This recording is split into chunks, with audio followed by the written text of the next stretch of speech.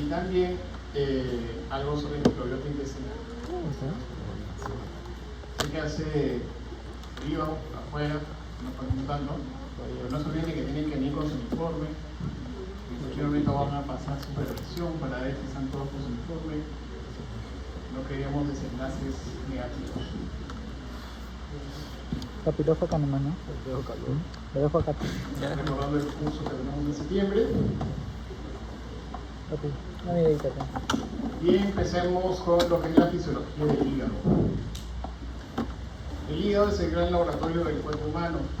Es el lugar donde van a ser destinados todos los elementos de la nutrición. Es el proceso absortivo que se ha realizado previamente, de carbohidratos, proteínas, lípidos. Acá también ingresan las vitaminas, sales, oligoelementos, para ser procesados y transformados en distintos tipos de sustancias fundamentales para la vida, como las proteínas plasmáticas, como la albúmina,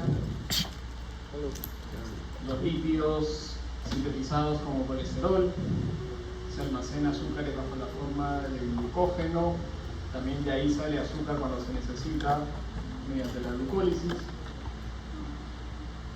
se fabrica la bilis, se depositan sustancias como vitamina B12, hierro, vitamina D, se transforma el amoníaco en amonio para que pueda ser metabolizado y convertido en urea.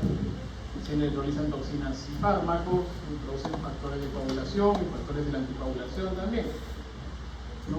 Todo eso hace que la enfermedad hepática tenga una gran variedad de síntomas, incluso muchos de los que recién estamos aprendiendo a entender, ¿no? Por ejemplo, un dato curioso es esos temas del déficit de vitamina D, ¿no? Estás cansado, técnico, mídete la vitamina D. Y tradicionalmente es que te falta sol, ¿no? No vas a la playa, por eso tienes déficit de vitamina D.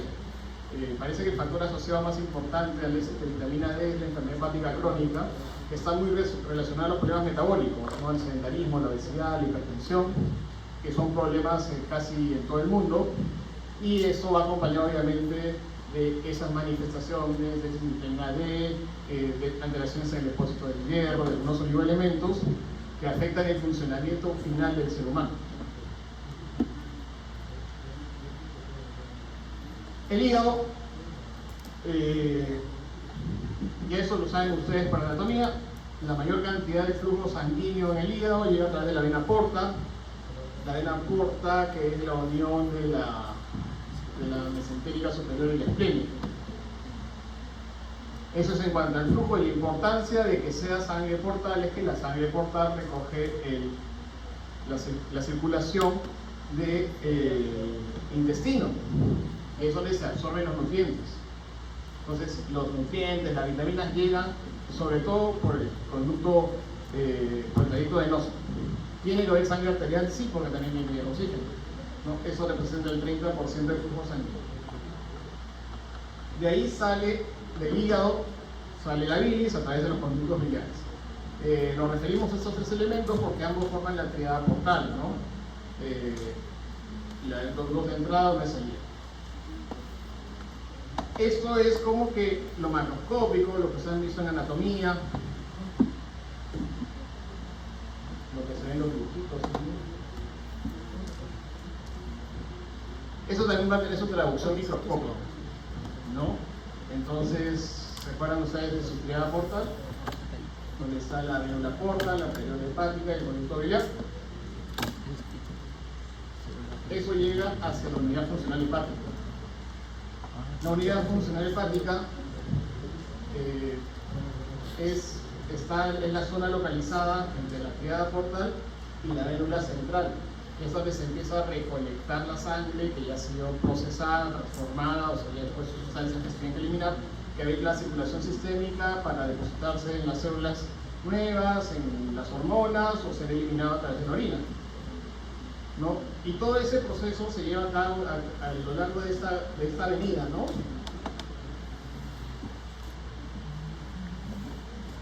Esto es más fácil entenderlo como una calle, una avenida, ¿no? Que tiene a sus lados las células hepáticas, los famosos hepatocitos, pero tiene una serie de compartimientos, ¿no? Uno, un compartimento central, que es el espacio sinusoidal, que está formado por unas células que son células epiteliales, ¿no? Que son como una pared de revestimiento.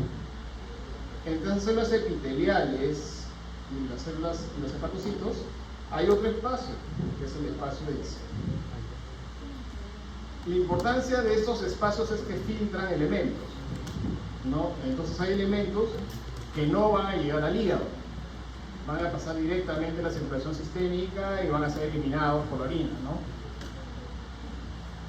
Pero hay elementos que sí van a pasar a través de estas porosidades que hay entre las células epiteliales al espacio de dice, y ahí es donde el hepatocito, dependiendo del tipo de sustancia, le va a permitir su ingreso, lo va a transportar con una proteína, lo va a transformar o le va a avisar a otro tipo de células que andan por aquí, que son los macrófagos, ¿ya? O células de Kupffer, para que destruyan esos elementos o los confinen en un solo lugar.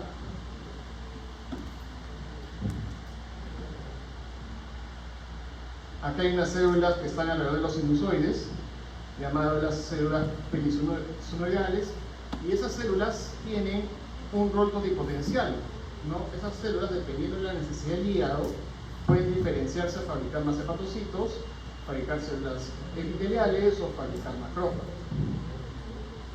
De la misma manera, entre los hepatocitos están los conductillos biliares, y ahí es donde se secreta sobre todo la bilirrubina, los ácidos biliares para formar la bilis. ¿Por qué es importante esta comprensión? Porque normalmente cuando hablamos de enfermedades hepáticas es difícil entender cómo un medicamento, como el alcohol, como la grasa pueden dañar el hígado, ¿no? Y cómo ese daño hepático puede manifestarse como una condición que se van a ver ustedes cuando hay un fisiopato, que es una hipertensión portal, que termina en encefalopatía, citis, varices de esófago, hemorragias, ese tipo de cosas. Todo empieza aquí, ¿no? Esta cantidad de elementos, de espacios, de momentos, hace que esto tenga que tener una arquitectura y un funcionamiento muy preciso. Entonces tiene una alta capacidad de recuperación, de reparación, ¿no? Por ejemplo, van a encontrar ustedes, oye, yo toda mi vida he tomado vino, no todos los fines de semana, y vivo hasta los 100 años y estoy muy bien. Y otro que porque tomó, no sé, 2 botellas de whisky porque se peleó con una enamorada, al día siguiente está hospitalizado, en amarillo, muriéndose, ¿no? Esas diferencias están dadas acá por la distinta capacidad que puedan tener esos hepatocitos, ¿no? De informar a esas células perisinusoidales a transformarse en mediadores inflamatorios, en reponer hepatocitos, en proteger al hígado de las sustancias y fabricar una mayor estrechez en la capa de la célula epitelial, o de no hacerlo también. Entonces eso marca las distintas respuestas que tienen distintas personas hacia la enfermedad hepática inflamatoria. Esos hepatocitos están bien pegaditos, y entre los hepatocitos se halla el canalículo del hígado, ¿no? Esa célula perisinusoidal también llamada célula estrellada o célula de hilo. Es la estrella en la disfunción hepática.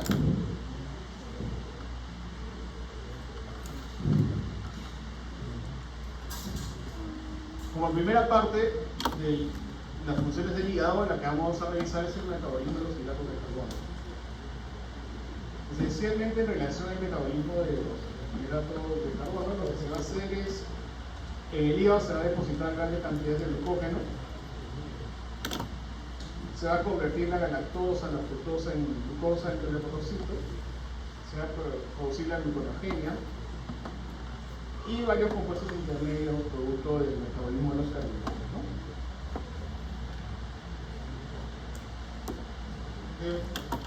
El fin máximo de todo el metabolismo de carbohidratos, proteínas, lípidos es la producción de energía, de ATP, ¿no? En el caso de los carbohidratos es su fin más importante.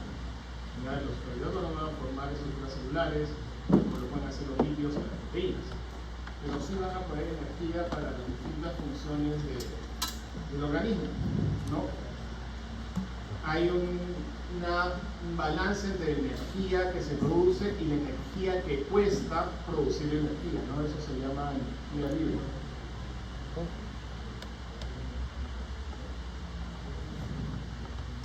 Esta producción de energía fundamentalmente se produce por oxidación de hidratos de carbono, que también de proteínas y lípidos. Y lo que se produce es ATP, eso lo van a tener ustedes bastante bien.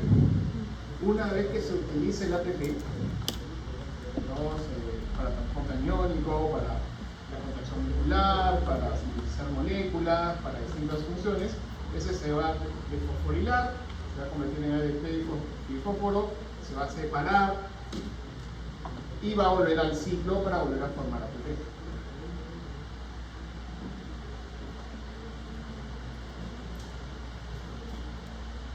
En el caso de los hidratos de carbono, para que esto pueda suceder, todo tiene que ser convertido previamente a glucosa, ¿no? La glucosa que ingresa a la célula usando ATP se va a convertir en glucosa 6-fosfato.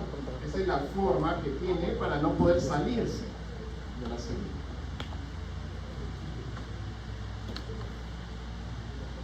La galactosa, también con consumo de ATP, va a transformarse en galactosa o fosfato, y ambas, tanto la glucosa como la galactosa, pueden ir a convertirse en glucógeno.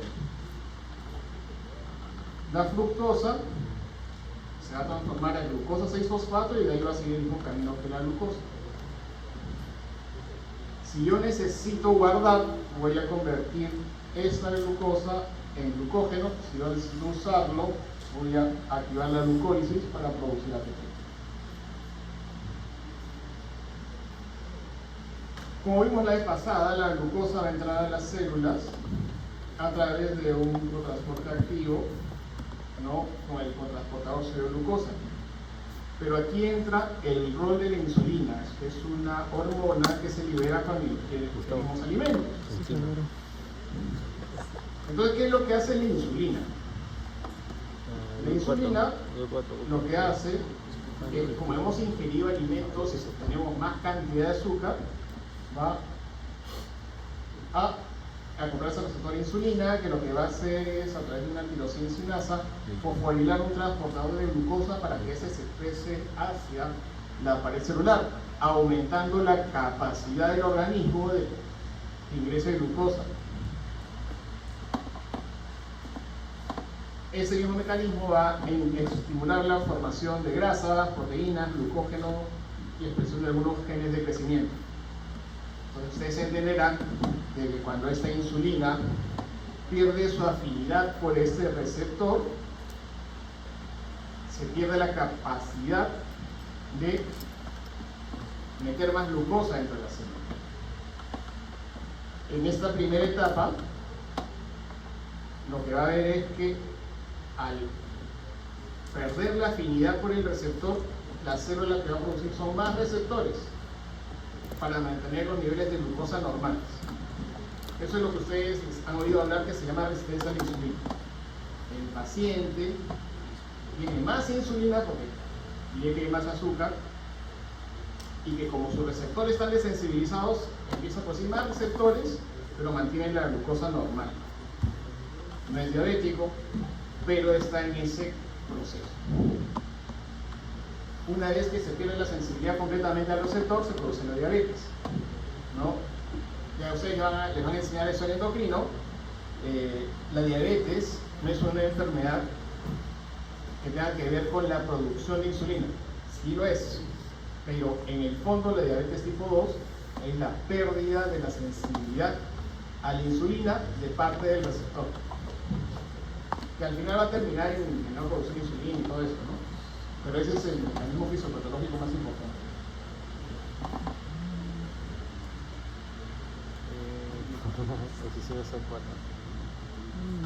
La glucosa va a ingresar a las células y va a tomar esa forma de glucosa 6-fosfato, glucosinado ATP por acción de una glucosinasa exocinasa.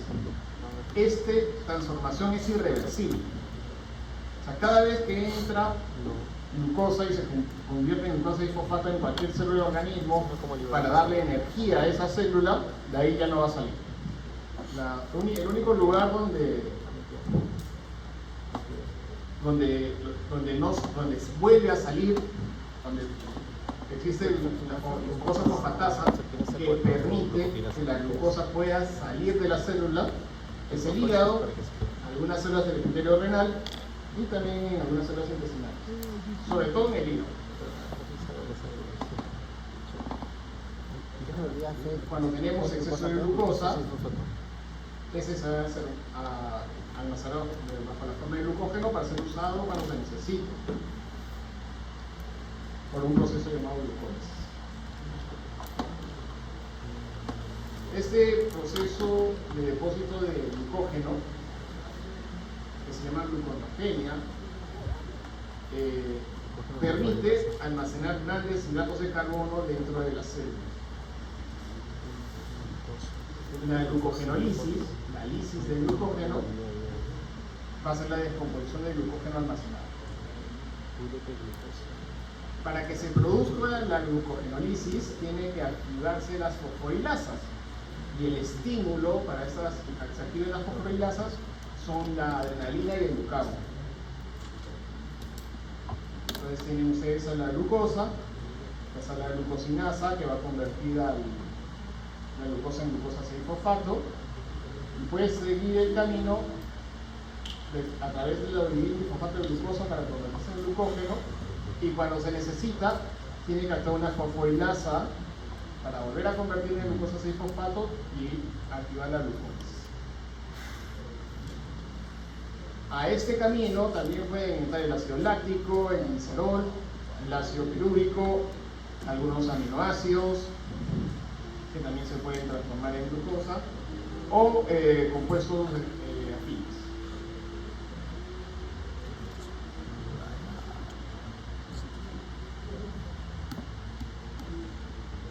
Entonces tenemos que esta fosforilación inicial irreversible de la glucosa 6-fosfato es el mecanismo por el cual entra la glucosa a las células.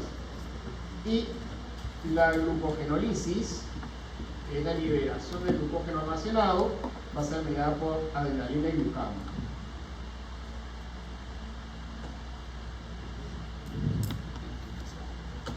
Bien, en el interior celular se va a producir la formación de ATP, la glucólisis, que se desarrolla en el citosol de la célula,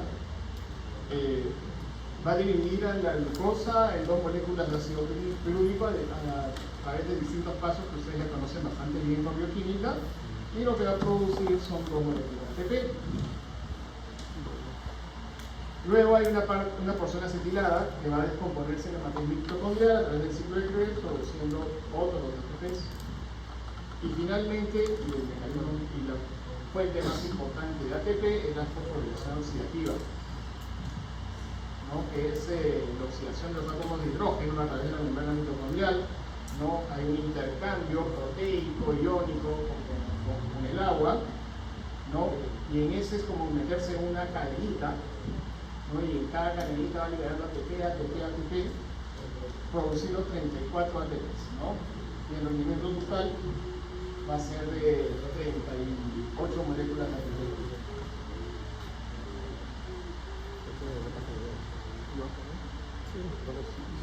Luego la glucosa a través de 10 reacciones vamos a tener dos ácidos pirúvicos, dos ATPs, ¿no? El consumo es el que nos da el balance de dos ATPs como finales, y la acetilcoenzima A que va a entrar al ciclo de Krebs para tener otros dos ATPs. Antes pensamos que el ciclo de Krebs era lo máximo de la producción de energía, ¿no? Hoy ya vemos que la fosforilación oxidativa es la principal fuente de energía. Existe una vía alterna, ¿no? Para la síntesis de los hidrógenos, que son los que van a entrar en la fosforilación oxidativa, que es la vía de glucosa 6-fosfato a través de no solo la síntesis hidrógeno, sino también la síntesis de ácido graso. Entonces, En resumen, para no complicarnos mucho con la parte de los. En el caso del metabolismo de los lípidos, recordemos que existen distintas formas de lípidos en el organismo. Los encontramos generalmente como ácidos grasos triglicéridos, glicerol, todos los ácidos grasos. Los fosfolípidos, que tienen una cabeza polar fosfato con colas apolares de ácidos grasos y que forman parte importante de las estructuras de las membranas celulares. El colesterol, que tiene un núcleo esterólico, ¿no? Y eso le permite ser parte de estructuras fundamentales de distintas hormonas que tienen que ingresar en distintos tipos celulares. Y los ácidos grasos libres, como puede ser el ácido palmítico, el oleico, el esteárico.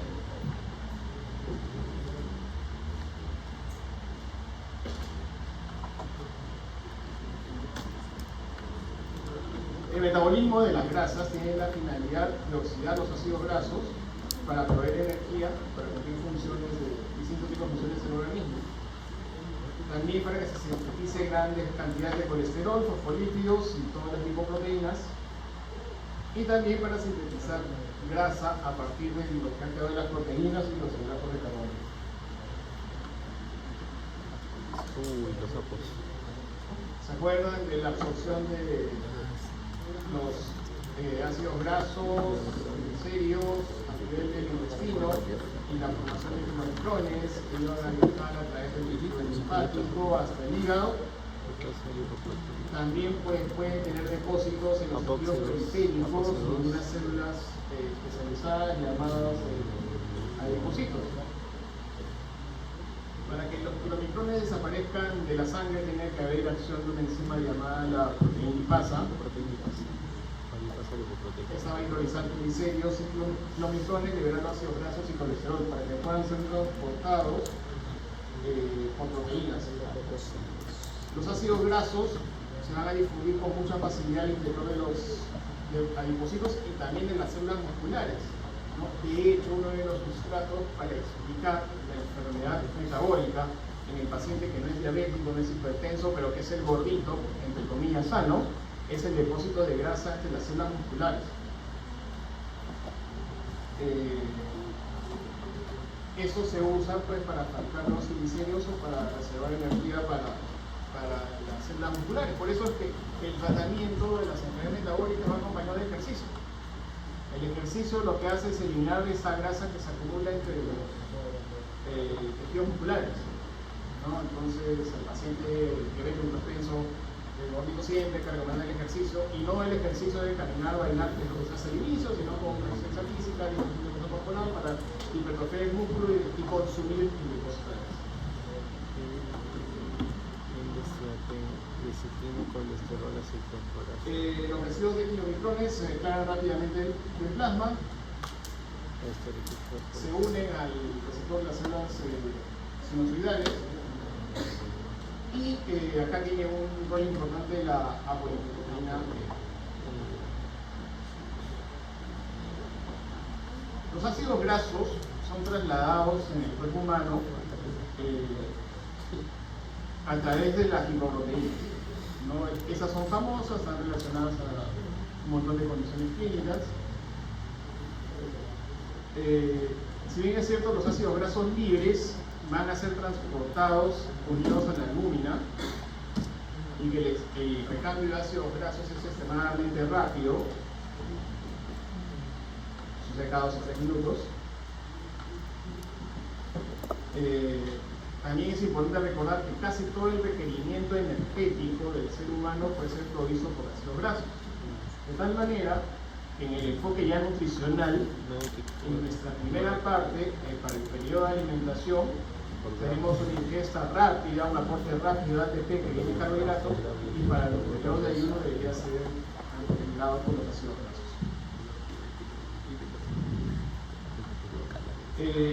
Después de que los kilomicrones han llevado toda la grasa hacia el hígado, esos van a adoptar forma de lipoproteínas.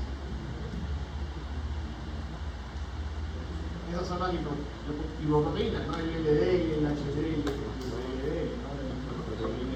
densidad, la de alta densidad y la de muy baja densidad. ¿No? La de baja densidad no es mala, o sea, tradicionalmente pensamos que el colesterol es malo, tienes colesterol, te vas a morir, te va a dar un infarto, ese es un error. Ya son parte funcional del cuerpo humano. Los problemas clínicos están en relación a las proporciones.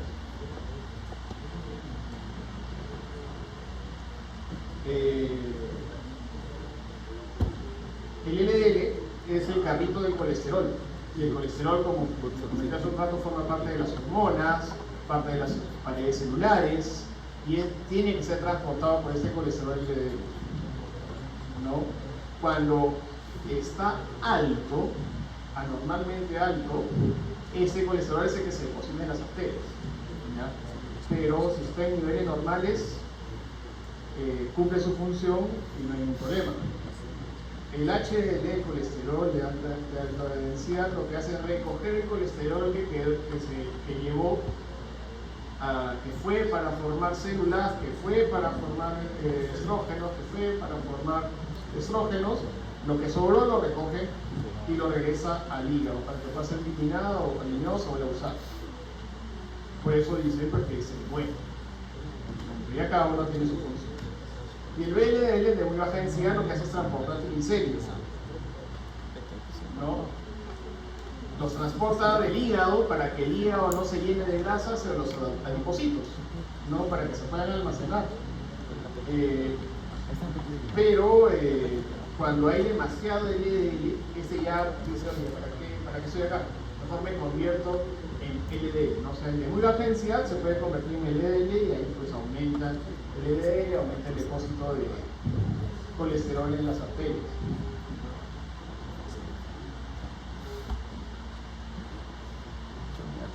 ¿A qué es donde llegan los ácidos grasos, las lipoproteínas de muy baja densidad, ¿no? Los adipocitos son fibroblastos que han sido modificados para poder almacenar triglicéridos, ¿no? Y se ve esta gota amarilla de fisiología.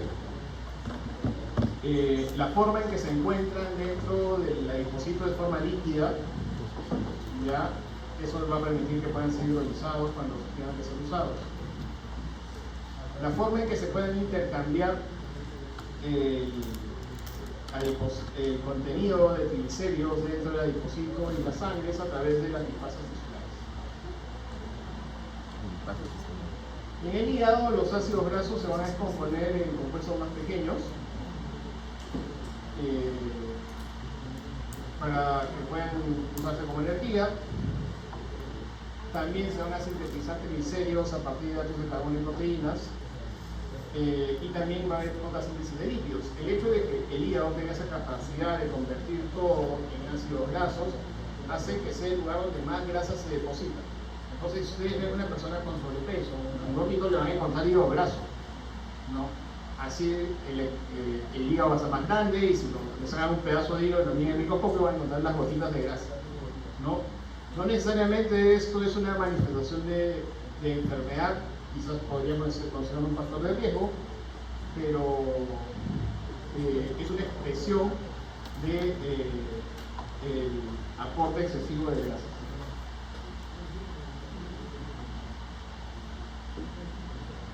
Una vez que esta grasa del tejido adiposo es almacenada por forma de triglicéridos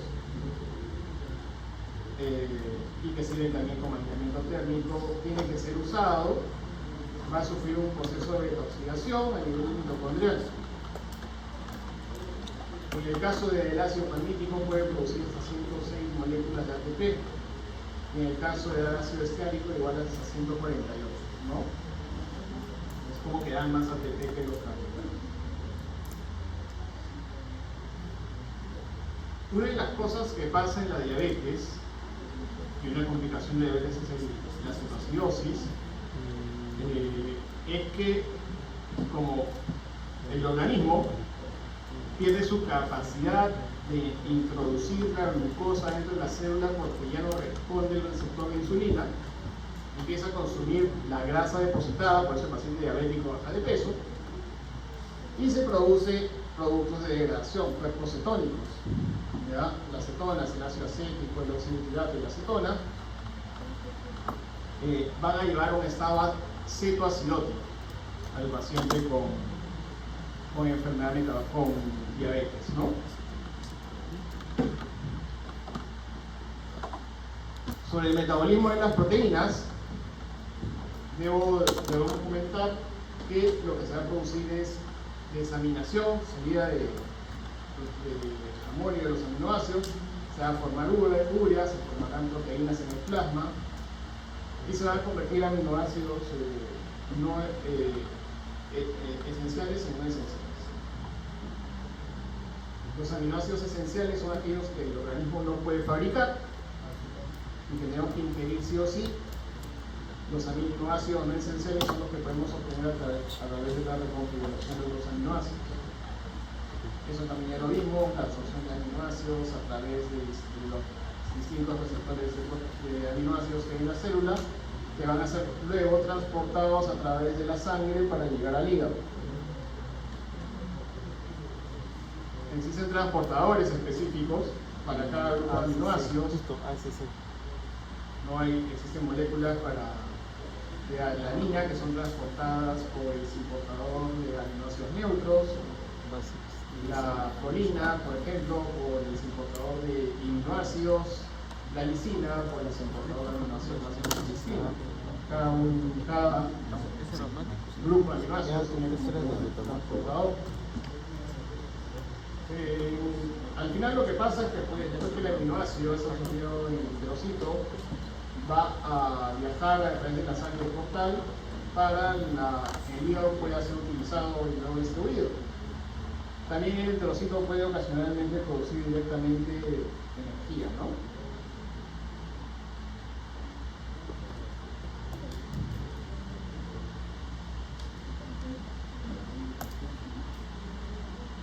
En el hígado lo que vamos a tener es la formación fundamentalmente de proteínas funcionales. La albúmina probablemente es la más importante de todas.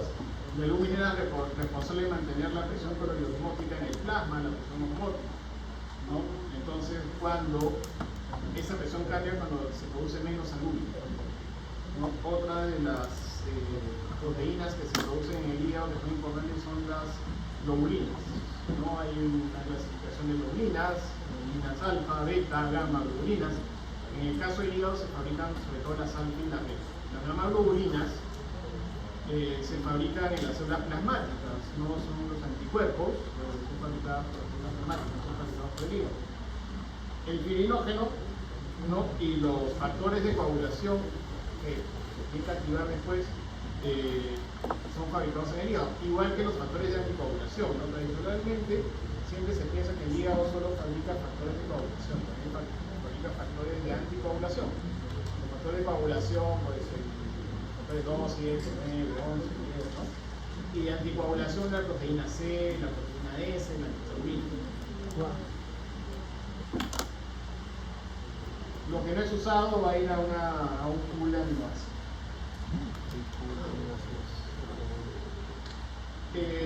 Como producto del metabolismo de los aminoácidos vamos a tener la producción de amoníaco. El amoníaco es una sustancia tóxica que tiene que ser eliminada del organismo.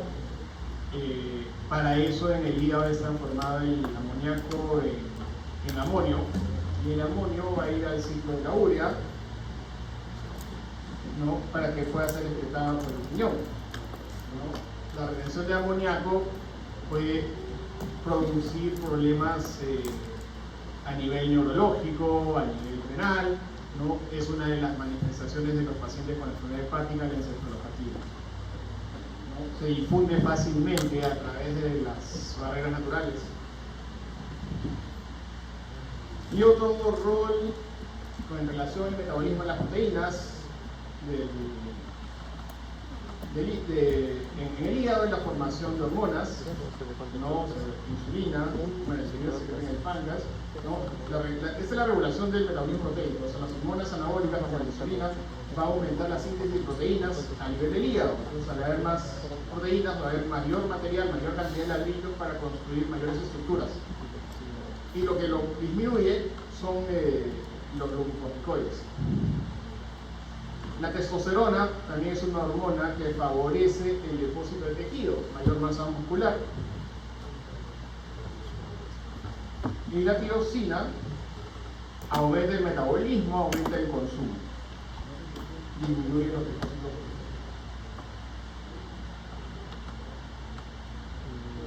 Otras funciones del hígado son el almacenamiento de vitaminas, ¿no? La vitamina D que les comenté al inicio de la clase, el depósito de hierro, ¿no? Así como hay hierro que se almacena en la médula ósea en el vaso, también se almacena en el hígado. Y la eliminación de fármacos, ¿no? El metabolismo y la transformación de medicamentos tiene un rol muy importante en el hígado. El problema con un xenobiótico, que así es como se le dice a las sustancias que ingresan externamente, es que no son parte de nuestro organismo. Y el reto de cualquier fármaco que se administra a una persona es poder llegar a un lugar dentro del organismo sin que el organismo lo rechace. Una vez que la sustancia hizo efecto, el siguiente paso es que el organismo la elimine, ¿no? Entonces, el hígado tiene un rol fundamental en la transformación de una sustancia, ¿no? Que puede ser inactiva, y cuando entra al organismo y está en la sangre portal se vuelve activa y empieza a hacer su efecto. Y una vez que hizo su efecto, también tiene que ser eliminada y transformada, volverse aguadita para ser eliminada por la orina, cambiar su ionicidad para poder ser eliminada por la bilis, ¿no? O unirse a colesterol para que pueda ser eliminada en la bilis, ¿no? Ese metabolismo de medicamentos, que lo van a aprender cuando hagamos farmacología, también sucede. Él enseña, no, en la parte de fármaco de ultrasonido. Otro rol importante en el hígado es la síntesis de bilirruina. La bilirruina es un pigmento, ¿no? Que se obtiene de la degradación del grupo N de los eritrocitos. Los eritrocitos viejitos, los eritrocitos que se han destruido, eritrocitos mal formados, van a ser degradados en el vaso, ¿no? Donde van a encontrar una célula fagocítica, ¿no?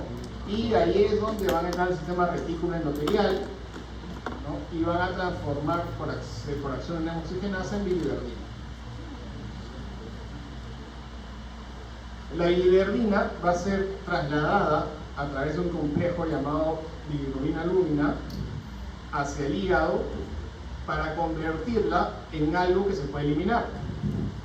Esta bilirrubina no es soluble en agua, no es un producto de degradación, un producto de desecho que el organismo quiere eliminar. El brazo ya se encargó de decir, oye, esto ya no sirve, ya le saqué lo que me sirve, o sea, saqué el hierro, saqué el colesterol, lo que sirve, pero esta parte ya no me sirve. Así que se le envió al hígado. En el hígado, esta bilirrubina se transforma en una bilirrubina que pueda ser eliminada. Es eliminada a través de los conductos biliares. En los conductos biliares, bueno, sucede la circulación enteropática, se resuelven los procesos biliares, lo hemos visto antes, creo.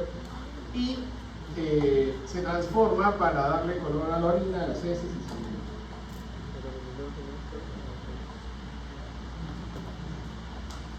Todos los días producimos alrededor de 4 miligramos por kilo de peso de bilirrubina. Entonces, una persona de 60 kilos pues produce un montón de bilirrubina. Tenemos 12 amarillitos que el hígado no consume. Casi toda viene de la degradación de la hemoglobina, sin embargo, algunos vienen de la degradación de otras hemoproteínas.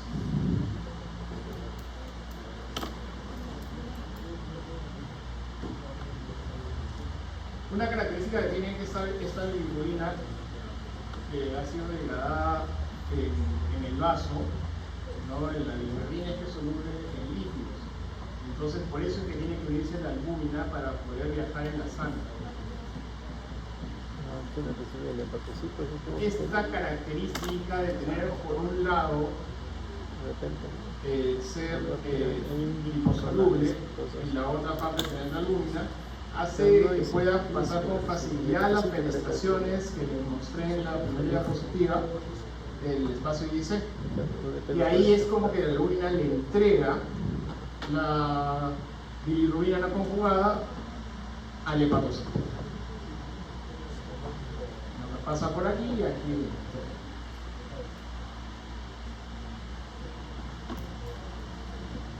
Como es liposoluble, es muy fácil atravesar la pared celular, ¿no? Y hay una serie de proteínas, es bastante extenso las proteínas, pero la más importante es la glucosa transferasa, que lo que va a hacer es evitar que al ser un líquido se regrese hacia el espacio de IC. Entonces, eso es lo que permite que pueda ser presentada para ser conjugada. ¿Quién la conjuga? La bilirrubina, uridina, fosfato, glucolintransferasa o glucoroniltransferasa. Esta se encuentra en el retículo endoplásmico del hepatocito. Va a conjugar la bilirrubina con ácido glucurónico y va a producir dos formas, el monoglucurónido de bilirrubina y el glucurónido de bilirrubina. La característica que tiene esta forma de bilirrubina es que es hidrosoluble. Entonces, esta es la que se va a difundir hacia la membrana canalicular para ser excretada por los canaliculos. Hay un transportador, ¿no? Que es un transportador que le llaman el responsable de la resistencia a antibióticos, ¿ya? O a múltiples fármacos, ¿no? Pero cuya función fisiológica es favorecer el transporte de la bilirrubina conjugada hacia el canaliculo.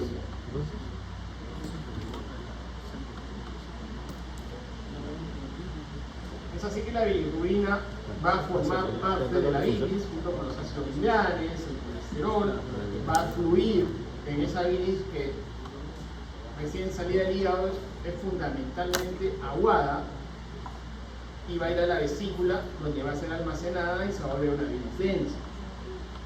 Con el proceso de la digestión, es decir, una colecitoquinina, cuando comen aceite o grasita, se estimula la secreción de bilirrubina.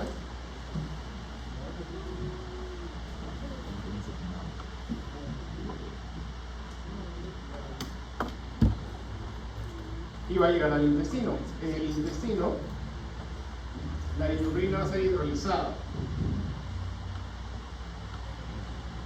No solo por las enzimas como las glucoronidasas, sino también por los microorganismos y la microbiota intestinal, formando una sustancia llamada urobilinógeno, el urobilinógeno tricolor.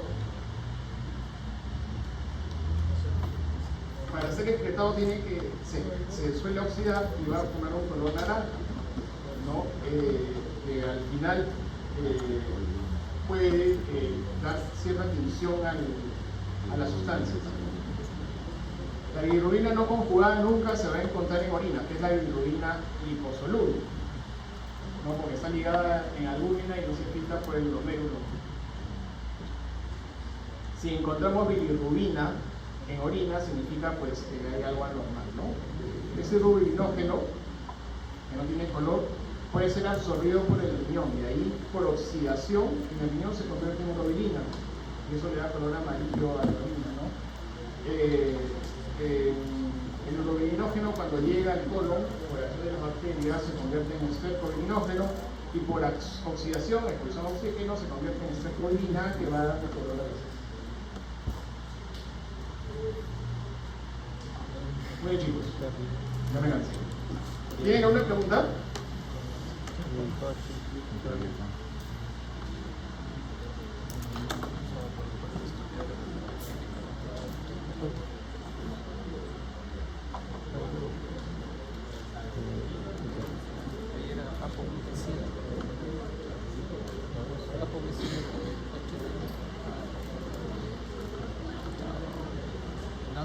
Ya.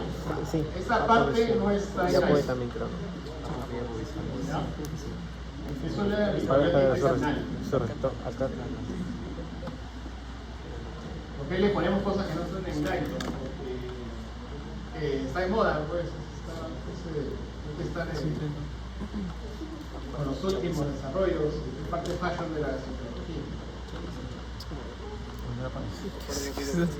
Siempre hemos pensado que un recién nacido tiene el tracto gastrointestinal externo. De hecho, todavía es válido ese concepto. Y que a lo largo de su vida va a ir colonizando de microorganismos en el intestino. Eso va a cambiar por la forma en que nació, por la edad gestacional a la que nació, por lo que comió, por los antibióticos a los que estuvo expuesto. Digamos que los pacientes, por ejemplo, nacidos por cesárea, tienen una colonización distinta a aquellos que nacieron por vía vaginal. Los neonatos, muchos de ellos que son pretérminos, van a tener distinta la colonización a los que han podido recibir antibióticos en el periodo gestacional.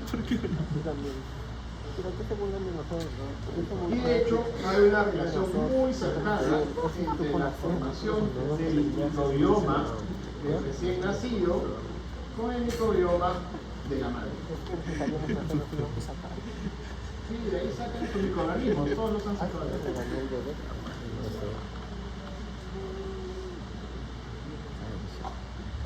Por ejemplo, en el caso de la leche materna, que contiene proteínas, todo eso que hemos visto que son nutrientes, inmunoglobulinas y endocannabinoides, lo que va a formar en el colon son principalmente acúmulos de bifidobacterias, ¿no? Y eso va a producir ácido graso de cadena corta. Los oligosacáridos tienen un efecto sobre el desarrollo de comensales en el intestino del ser humano. Y también van a intervenir en la diferenciación hacia células inflamatorias.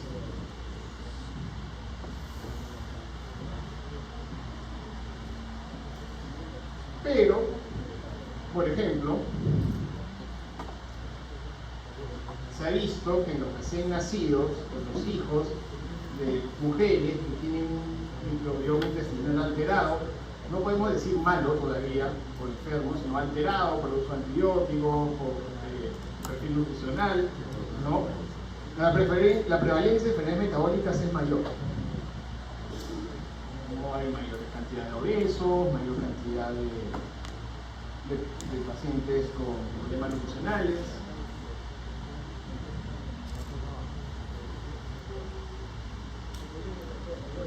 Y eso tiene que ver probablemente con la colonización bacteriana.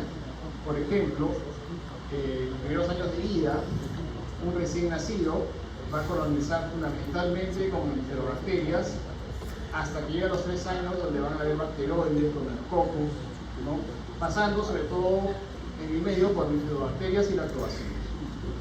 Eso va a verse modificado por factores genéticos, factores de la madre, la edad gestacional, el tipo de parto, el tipo de alimentación, cómo fue su lactancia y el uso de antibióticos.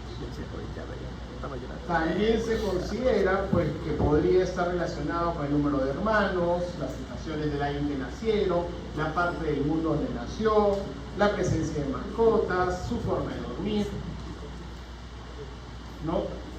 Eso incluye el desarrollo y la colonización por microorganismos, como por ejemplo pueden ser los hongos, microorganismos, hongos como el Saccharomyces, virus y protozoarios. Hay diferencias entre los que nacen en países del tercer mundo como nuestro y los que nacen en países del primer mundo. Como Bolivia. No, en los países desarrollados la colonización parece ser a predominio de bifidobacterias, y en los países en vía de desarrollo generalmente la colonización parece estar dada por bacterias.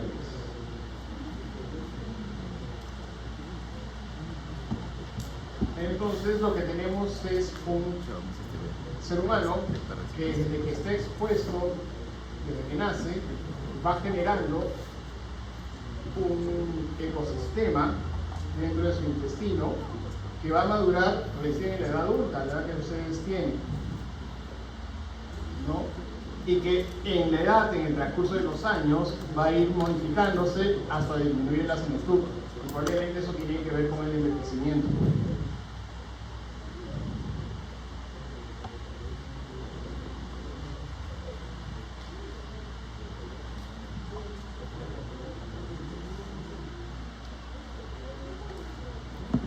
Cuando hablamos de microbioma, no solo hablamos de microorganismos que están en el intestino. Por ejemplo, si tomamos una muestra de la piel de todos ustedes, vamos a encontrar microorganismos. En las fosas nasales hay microorganismos, en el conducto aditivo hay microorganismos. Todos esos forman un microbioma. ¿Ya? Ese microbioma, en la medida que convivencia, se transmite. Sin embargo, no todos tenemos el mismo mapa microbiológico. Ahora, si empezamos a contar la cantidad de información genética que regulan cada uno de esos microorganismos, vamos a tener pues que la información genética es mucho mayor que la que tiene la población de China de seres humanos en una sola persona, ¿no? Si le sumamos la información genética de esos microorganismos, ¿no? Entonces hay un rol muy significativo en la simbiosis que uno desarrolla con su microbioma. En el caso del día de hoy, lo que estoy hablando es sobre todo el microbioma intestinal. Eso no significa que no haya un rol en el árbol respiratorio, en el aparato digestivo. Al final lo que tenemos es una simbiosis mutualista. Por ejemplo, en este cuadro ven pues cómo hay distintos tipos de microorganismos dependiendo de la zona del organismo.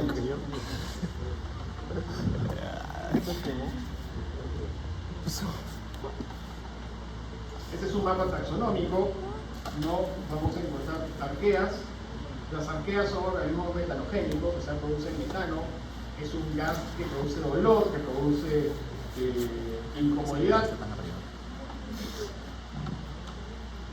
Pero tenemos en buena cantidad, ¿no? La predominancia de bacteroides, de firmicutes, hace pues, que nuestra microbiota pueda favorecer la digestión. Dentro de los hongos tenemos anacándidas, tenemos bacteriófagos y tenemos también varias poblaciones de células eucariotas. La composición es tan variada de microorganismos que tenemos que ninguno de nosotros, a pesar de que compartimos los mismos espacios, tenemos el mismo mapa microbiológico, ¿no? Y eso es un problema porque ninguno de nosotros va a tener la misma receta. Si yo tengo un problema con microbioma, lo que me funciona a mí no le va a funcionar al otro.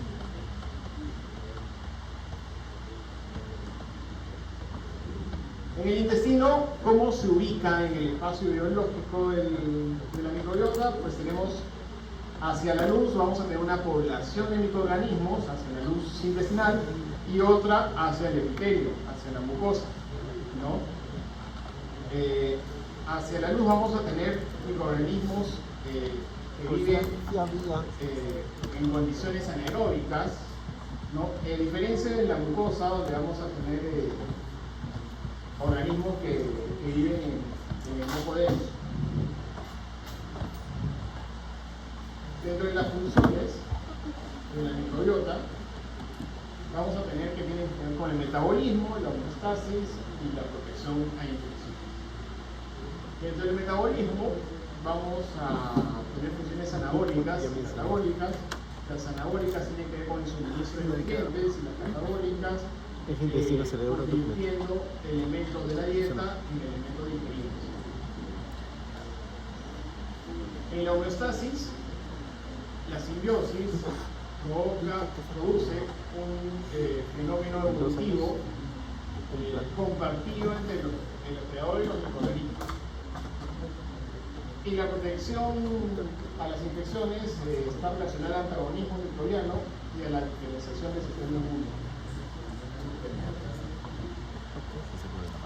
Entre los suministros de nutrientes esenciales tenemos a las vitaminas como la fuente más importante.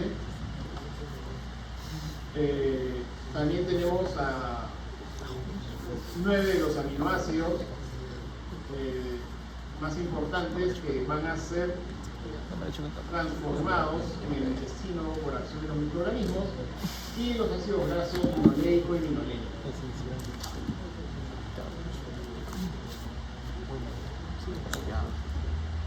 También vamos a tener a las vitaminas, como el caso de la vitamina K, que lo que hace, por ejemplo, cuando ustedes comen su espinaca, su lechuga, los microorganismos agarran a la célula vegetal y extraen la vitamina K, y eso hace que se pueda absorber en el intestino, en el colon, ¿no?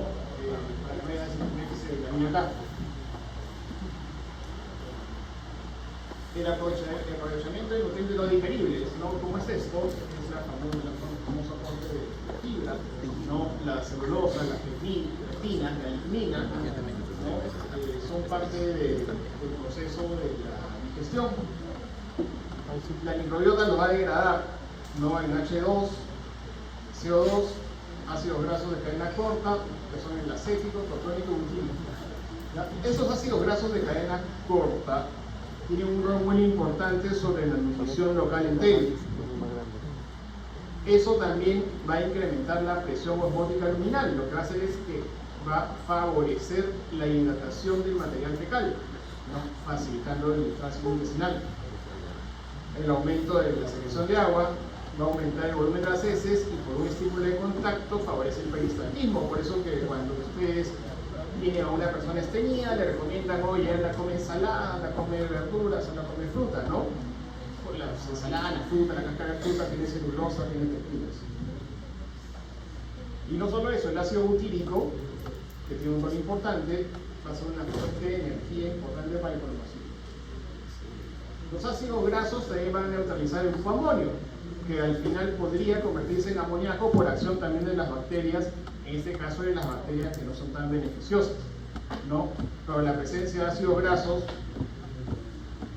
de cadena corta, acético, protónico, butírico, favorecen de que no se convierta en amonio.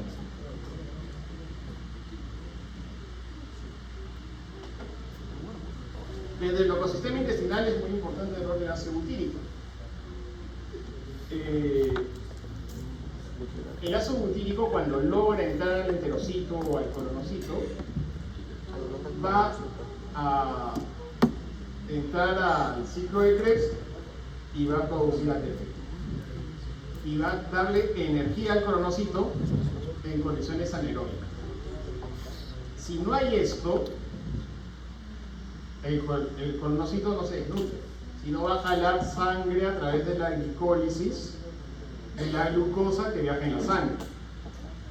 De ahí saca el azúcar, baja el azúcar de la glucosa que está en la sangre para hacer glicólisis y tener energía. Pero ¿qué va a pasar acá? Va a haber producción de oxígeno. ¿Ya? El oxígeno va a favorecer la producción de aire dentro del intestino y va a tener el paciente gases. Por eso cuando yo le doy fibra al paciente, voy a disminuir la producción de aire.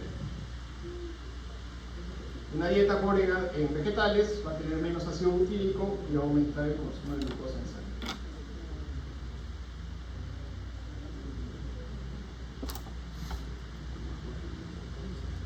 Cuando las condiciones son adversas, también van a activar los proliferadores de peroxisomas, y eso también va a favorecer el metabolismo del ácido butírico, ¿no? Pero este metabolismo del ácido butírico ya no va a estar relacionado con la producción de ATP, o sea, igual se va a producir aire en el intestino. De las fuentes más importantes que tenemos para ácido butírico son de las fibras no hidrosolubles, ¿no? De las que les he mencionado, la celulosa, la pectina, son fibras solubles.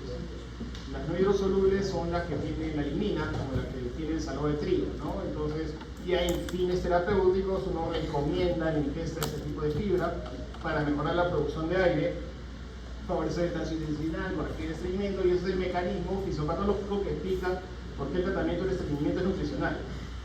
Y el 95% de los pacientes responden por eso, ¿no? Y evitamos el error médico de dar laxantes y laxantes a todos los pacientes.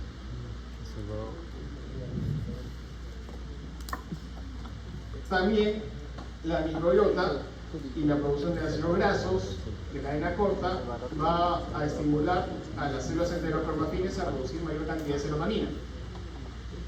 La serotonina es uno de los neurotransmisores encargados de regular la secreción y la motilidad en el intestino.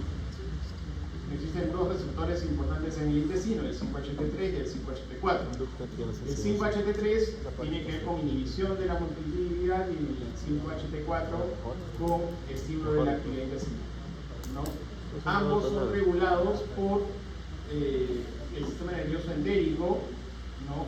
Que es estimulado por el contenido intestinal, pero también son regulados por el nivel central, por la producción de acetilcolina. El caso es que los ácidos grasos van a estimular la producción de serotonina, haciendo que la actividad dependiente de serotonina sea más eficiente. También las uniones estrechas de los colonocitos, que son muy responsables del flujo de agua y de iones en el colon, van a ser más firmes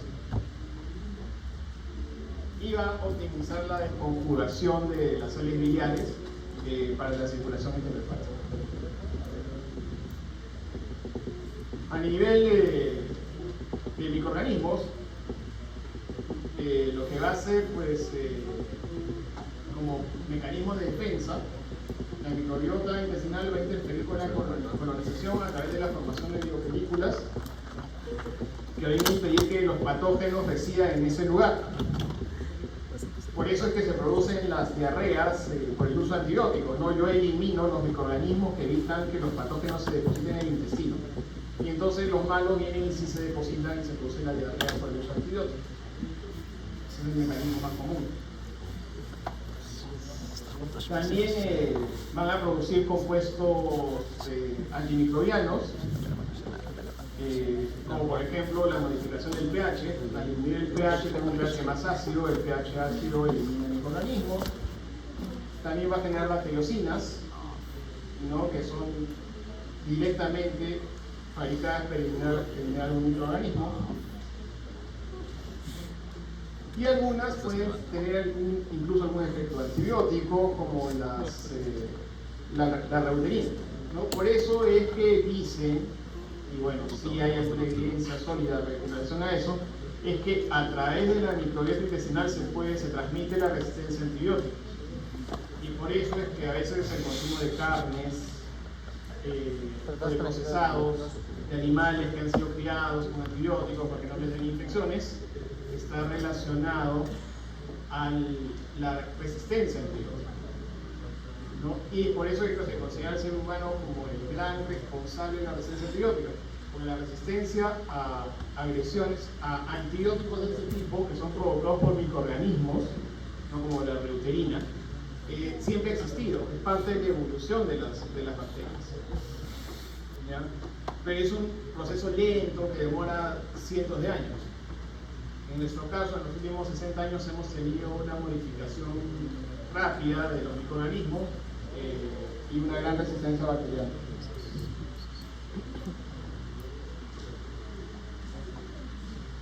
También la microbiota tiene que ver con la diferenciación del sistema inmunitario, ¿no? Los distintos elementos de la defensa del intestino van a madurar dependiendo de las características de la microbiota.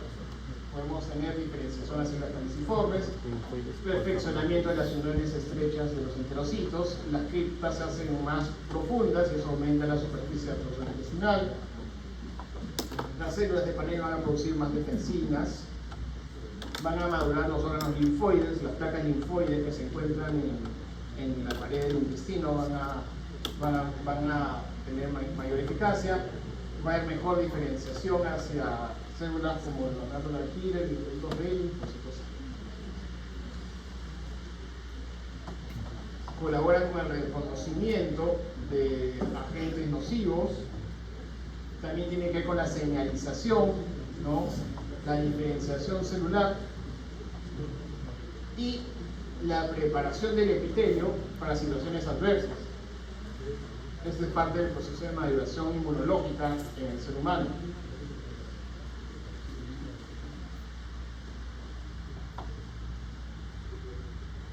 Dentro de las cosas que podríamos considerar que pueden ser originados por disturbios en la microbiota intestinal por un mecanismo llamado disbiosis, la microbiota puede ser alterada por el tipo de parto, por la lactancia, por el estrés perinatal, por el uso de algunos antibióticos, por higiene excesiva también. Las infecciones crónicas también tienen que ver con el cambio en la microbiota.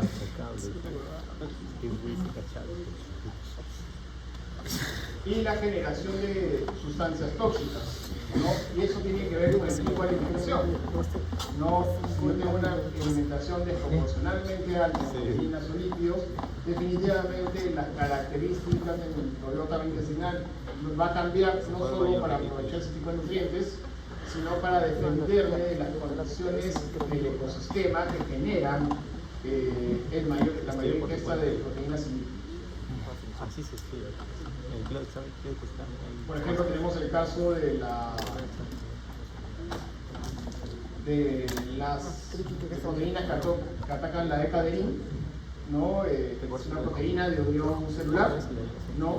Y al perderse la unión celular se pierde la capacidad reabsortiva del intestino y eso puede estar relacionado a la diarrea crónica. La E-cadeína también está involucrada en la reparación de las células neoplásicas. Hoy en día se considera que la microbiota intestinal tiene un rol importante en la fisiopatología de los disturbios del eje cerebro-intestino, ¿no? Y esta conexión está dada a través de la regulación nerviosa directa, estimulando la producción de serotonina, dopamina, acetilcolina, a través de la vía circulatoria, del viaje en la sangre de ácidos grasos libres y ácidos biliares, provocando una respuesta en el cerebro, y a través de la presencia de citoquinas inflamatorias, que van a actuar también sobre el intestino. Y en este desequilibrio tiene su origen el intestino irritable, la distensión tradicional, la diarrea previa de la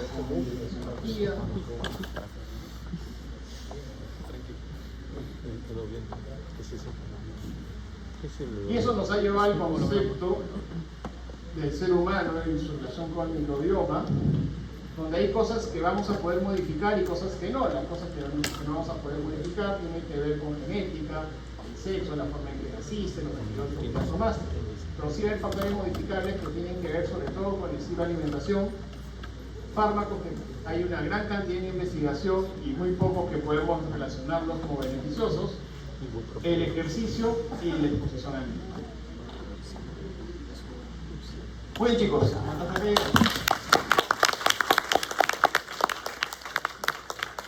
pregunta? Algo que no se haya quedado claro, ¿alguna duda? La clase que tiene la delegada. Pregúntale, Por favor, estudié para su examen. Fíjate, bueno. Para que todos saquen 42. Está de moda. Es lo que necesito. Para remontar el ciclo, ¿no? 42 cromosomas. 42 cromosomas.